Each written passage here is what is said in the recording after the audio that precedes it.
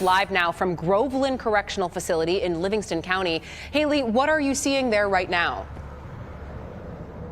Well, Emily, I'm going to bring you right over across the street to Groveland, where we see some what appears to be people in uniform getting off a bus. They may be the National Guard brought in to supplement during this strike. They've been here pretty much since it started, and they are helping to supplement today folks who have not come back to work. Now, if you keep on looking left of that parking lot, the staff here on the picket line tell me it should be packed, and they tell me right now it is not, indicating there's still a lot of people who've not yet taken New York up on their offer, and the strike has grown here as well a little bit as we get into the morning and the sun comes up. Now, let me break down last night's final offer given by the state.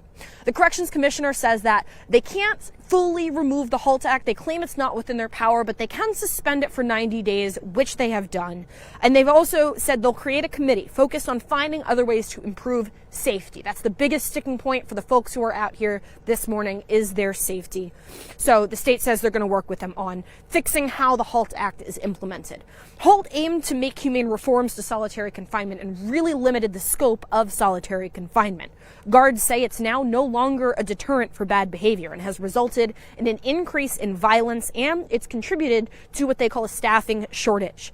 Now, to address the staffing shortage component, leaders say they're upping overtime payments and they are fully ending 24-hour mandatory overtime shifts, along with some other concessions in those staffing needs. But one of the biggest promises of last night is that any employee who comes back will not face charges or discipline or fines for striking. We will not again offer employees who have been terminated or resigned the ability to return and the ability to return without discipline. The state will, we are prepared to, and we will exercise all of our rights and all remedies, criminal and civil, to end this illegal strike.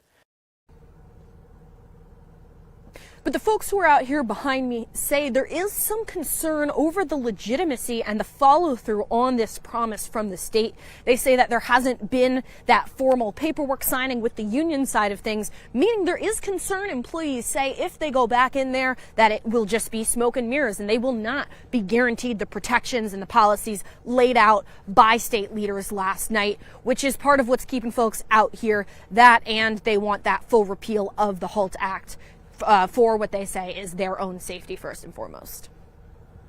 Thank you, Haley. Now, we know thousands of National Guards members were brought in to help fill those gaps. Do we have a timeline yet for when they'll leave?